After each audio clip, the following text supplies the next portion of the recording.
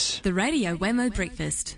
Wine Vault Radio with Jason Bryant from winevaulttv.com. He's back once again with a bottle of wine in the Kiwi studio. Jason Bryant, good morning to you. And posh glasses, proper tasting glasses. I see you get a yes, that might be a celebrity in, and you change your glasses. That might be a hangover from, so to speak, from the beer tastings that occur on Wallace Show on Thursdays right, okay.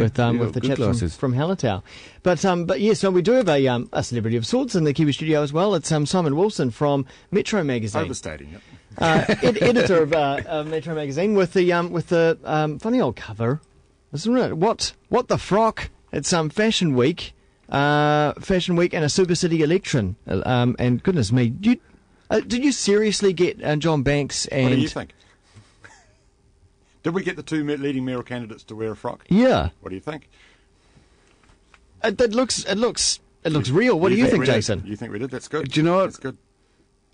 No. You don't think we did? No. You've superimposed their heads on. Well, yeah. You can read it either way, can't you? I think the thing about this election is that everyone was thinking this is a pretty boring election, but it's important. But what's the thing about politics? You can have fun with it. You need to have fun with it.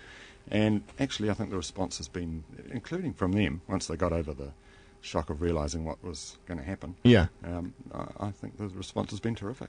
But at the same time, politics can be boring, and it can also, it can be fun. But there are serious issues in there as well, isn't there? Yes, there are. And you open the pages there, and if you want really serious, we've got an article in there by Colin James, a leading political commentator, probably the leading commentator in the country. We've also got a lot of very good satire. Well, I think it's good satire about the election, and we've got an in-depth analysis of those two guys. So we've got it all. You know what? I really struggle, and I don't know about you, Jason, but to actually figure out what really is the big issue. Is there a central issue to the Auckland mayoral campaign? There isn't a great deal of difference between those two candidates in terms of what they want to see happen for the city. I think the big difference is a question about whether either of them has the chops to be the leader.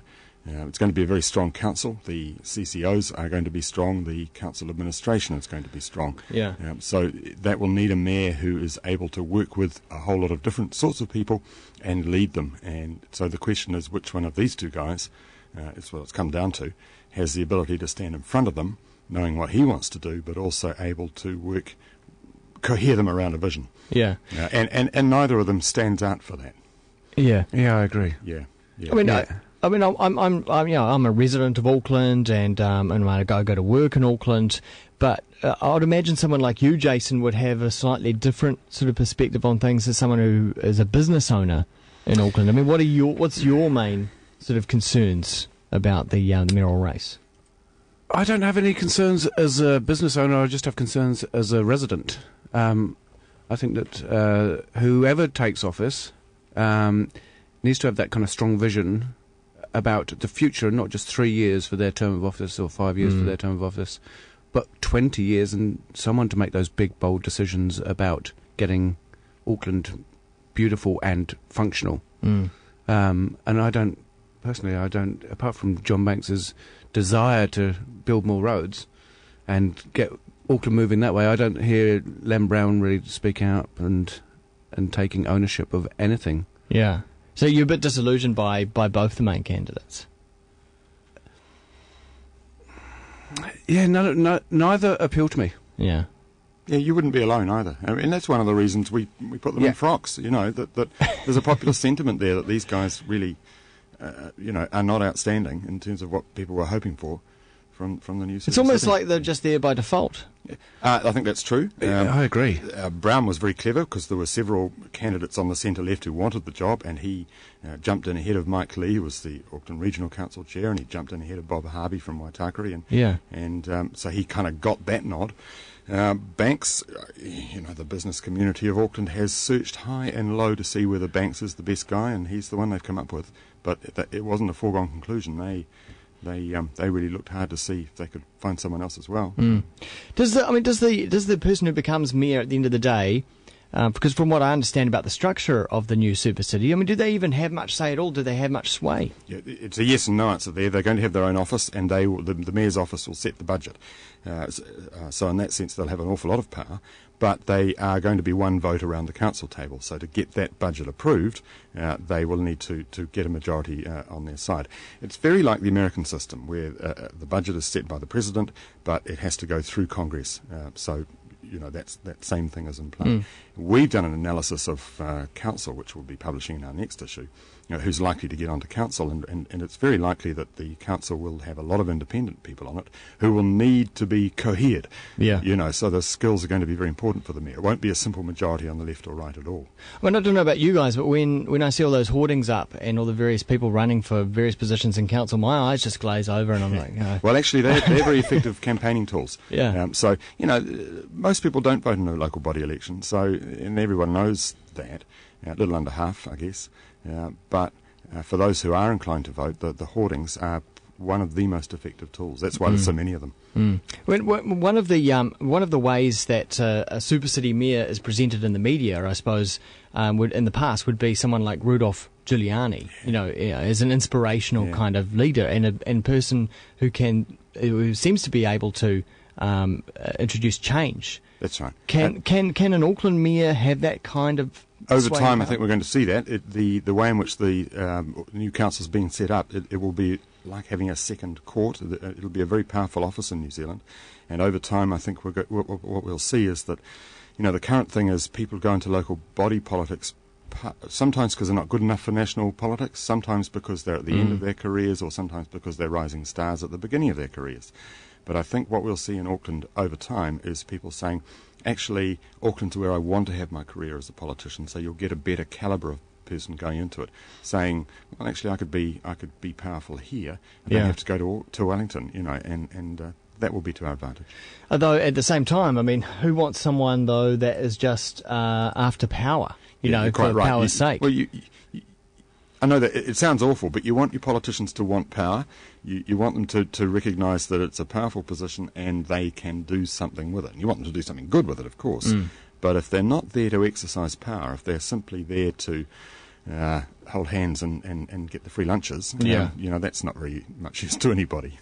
So I know what you're saying, but that's the reality of it. I want a kind of Boris or Ken Livingstone to put their hand up, and cause those guys for me are they're the lights that we should be looking at. They've changed London. Absolutely right. Boris Johnson in London. And of course, Andrew Williams likes to think he is Boris Johnson, because he's recognised that being wacky is one of the things that doesn't need to count against you. Boris Johnson is genuinely wacky. But underneath that, there are serious policies, serious skills. And you don't see that in Andrew Williams underneath it all. You think, what is there? It's an ability just to make a fool of himself so often, and that's a real problem there. Yeah, and wouldn't you say that for most people, all they want at the end of the day though is their rubbish picked up, for the streets to be maintained, and for rates to stay at a reasonable price? I don't think we're that simplistic. I want to see kind of a clear vision for the next 20 years of Auckland, kind of that it does solve some of its public transport issues. That's right. Well, that we don't also have the same mistakes over and over again, like bowling down old historic buildings, putting up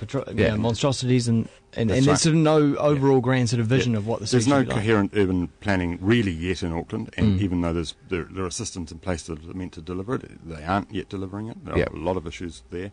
And you're right, the transport, if it was more efficient to get around town, whether you were trying to send a truckload of goods around town or whether you're taking your kids to school or going to the football or whatever, all those things need to be way more efficient. And for me, they need to be what's debated right now. I'd like to see that debated by the candidates, and for one of them to put their hand up and say, this is my vision for the next 20 years for Auckland. I want to be proud of Auckland. I want to make it kind of like the city of the future. And really show that. I don't see that from any of the candidates at the moment. This issue of rail from Auckland to Auckland Airport to the city, is that a red herring? I mean, that's one particular possible network, but really there's bigger issues. I personally think it's a terrific idea. I think if you could get on a train and it got you to the airport in 15 or 20 minutes, and the other way, I think that that in itself would change our perceptions of what you do in the city, how you live in the city. And of course, it's not a weird idea. It's what you do in London. It's what you do. Every major city has a rail link from the airport to the city centre. Yeah. Everyone, a quicker funnel for the brain drain. In terms of those transport things, another one is the idea of an underground rail loop that goes up underneath Albert Street and comes out and goes under K Road and then goes across to Mount Eden. Yeah. That sounds like, gosh, surely Auckland isn't a big enough city to do that. London started its underground when it was smaller than Auckland is now. Yeah, right. It's not a pipe dream at all, and it itself would also transform transport here, because it would mean the trains didn't have to go into Britomart and come back out again, which is very slow and stuffs everything up. They'd keep on going. There'd be a loop. I think that's a very sensible idea. We should never have gotten rid of the tram network. That's possibly true too. All cities in New Zealand, Christchurch included. I think that the public transport issue for Auckland is a national issue. I'd like to see a lot more of the trucks actually be put on the trains to get them off the roads as well. You can't just have that for Auckland. It's got to be a national. I think that's right. And one of the things that people, I think, quite often misunderstand about transport is that when you're talking about public transport, it's not just about we're going to force people out of their cars. That's not it at all. Cars can't cope. The roads can't cope with the number of cars we have now and trucks, and that's only going to get worse. Having efficient public transport is about making the roads efficient as well as about the public transport itself. Yeah, it's a two-pronged effort, isn't it? That's right. Yeah. The debate is it's a quiz, really, isn't it? It's happening this Sunday. We have the Metro Mayoral Super Quiz, South Street Bar, on this Sunday evening, starting at 6. We've got John Banks and Len Brown, each with a team.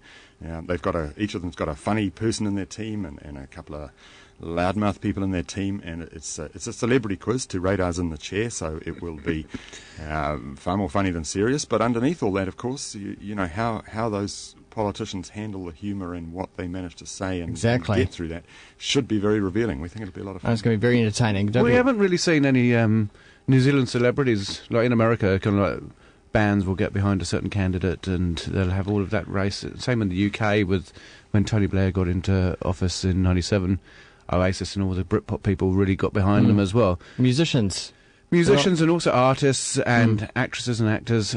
We haven't seen that. That's true, although if you do go down to Manukau, you'll find there are quite a lot of performing artists down there with support Len Brown. But with the exception of that group, it's absolutely right. And it seems that no one really wants to put, I'm not sure whether it's apathy or whether people are a bit scared of putting their name behind a brand or a candidate. Or not inspired enough by it. Or not inspired enough. But I mean, that's the general apathy towards elections that we have in New Zealand. And of course, the Green Party is successful in getting celebrity endorsements. Lucy Lawless and Keisha Castle-Hughes and so on. You get that. Yeah. Don't forget to check out the latest Metro. It's got Banks and Brown and Frocks on the front. Simon, do stick around because we're going to open up a bottle of wine. I'd like to. Up after the break.